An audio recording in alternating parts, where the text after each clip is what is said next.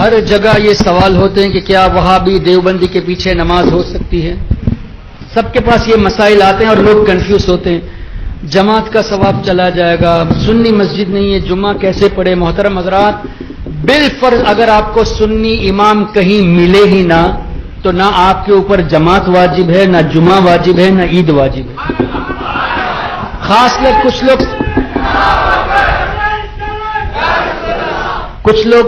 کئی لوگ میسج کرتے ہیں سعودی سے، کویت سے کہ حضرت یہاں سنی مسجدیں نہیں ملتی، ہم جمعہ کیسے پڑھے، عید کیسے پڑھے؟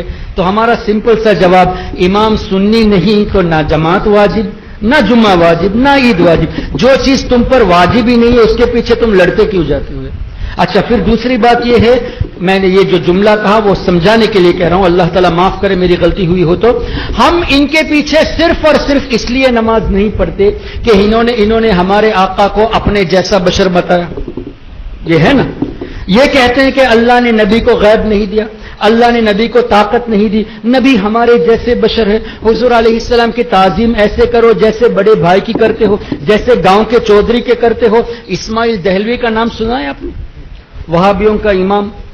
اس نے تقویت الایمان میں لکھا کہ اللہ کے نزدیک کسی نیک بندہ کوئی بھی ہو، کتنا ہی چہیتا بندہ ہو یا کتنا ہی عظیم فرشتہ ہو، کوئی بھی ہو، اللہ کے نزدیک چپل سینے والے کی قدر بھی اس کی نہیں، چمار سے بھی زیادہ ذلیل ہے. اب نبی کو، فرشتے کو، ولی کو چمار سے زیادہ ذلیل، اللہ کے نزدیک چمار سے زیادہ ذلیل ہے. مطلب چمار کی عزت نبی سے زیادہ ہے. یہی کہنا چاہتا ہوں. جو آدمی اپنے نبی کے بارے میں، جن کا کلمہ پڑھتے ہیں، ان کے بارے میں یہ کہے کہ چمار سے زیادہ ذلیل ہے، اس کو تم کیسے امام بناؤ گے یار؟ ذرا سوچئے کیسے امام بناؤ گے؟ پھر یہ کہنا کہ نہیں 27 درجہ ثواب ہے، مکہ شریف میں ایک نیکی کا 1 لاکھ تو 27 لاکھ کا ثواب مس ہو جاتا ہے. ارے محترم، نبی کی عظمت کی وجہ سے ہم ان کے پیچھے نماز نہیں پڑھتے. صحیح ہے کہ نہیں؟ صرف نبی کی محبت میں ان کے پیچھے نماز نہیں پڑھتے. ارے وہ لاکھ ثواب بھی نبی ہی کے صدقے میں ملا ہے. نبی نے فرمایا تبھی جماعت کا ثواب زیادہ ہے.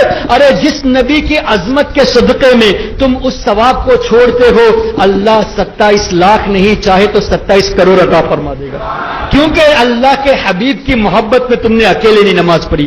تو اکیلے نماز پڑھیے اس امید پر کہ یا اللہ تیرے حبیب کے گستاخوں کے پیچھے نماز پڑھ کر ہم اپنے ایمان کو برباد نہیں کرنا چاہتے، اس لیے ہم نے اکیلے نماز پڑھی. تو انشاءاللہ اللہ چاہے گا تو 27 کروڑ درجہ عطا فرمائے گا.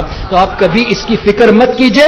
وہابی، غیر مقلد، اہل حدیث، ان کا ایمان ہی نہیں تو ان کے پیچھے نماز کہا؟ پھر آپ نے ان کو امام بنا لیا تو اس کو مقتدا، پیشوا، مسلمان مان لیا. اور جس کا عقیدہ حد کفر تک پہنچ گیا، جس کا عقیدہ کفریہ ہے، اس کو مسلمان ماننا ہی خود کفر ہے.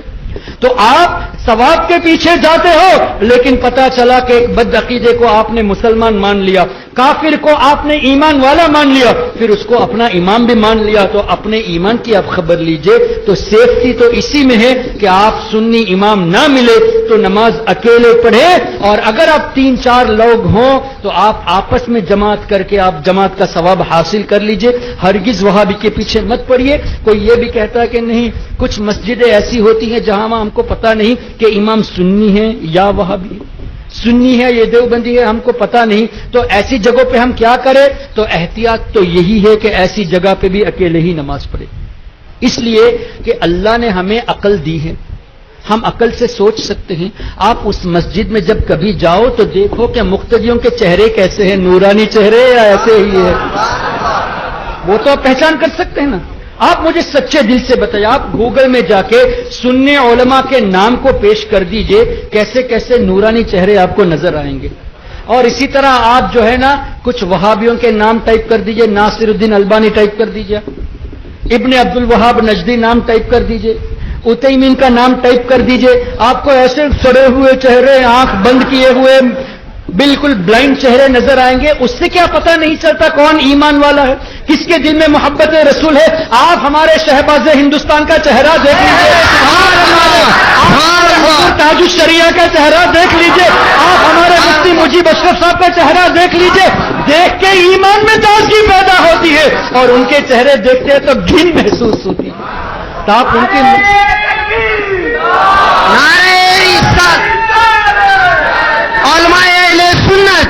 اور یہ تو امام کی بات ہوئی. آپ عوام کو بھی دیکھیے کہ کہیں بڑے بھائی کا کرتا اور چھوٹے بھائی کا پیجامہ تو نہیں ہے, کہیں ماتھے پہ شامی کباب تو نہیں ہے, کہیں مونچھیں جو ہے نا نکال تو نہیں دی, ٹکلا تو نہیں. یہ ٹکلا ہونا, مونچھیں نکال دینا, یہ ان کی علامت حدیث میں بیان ہے. آلریڈی ہمارے آقا نے ان کی علامتیں بیان کر دی.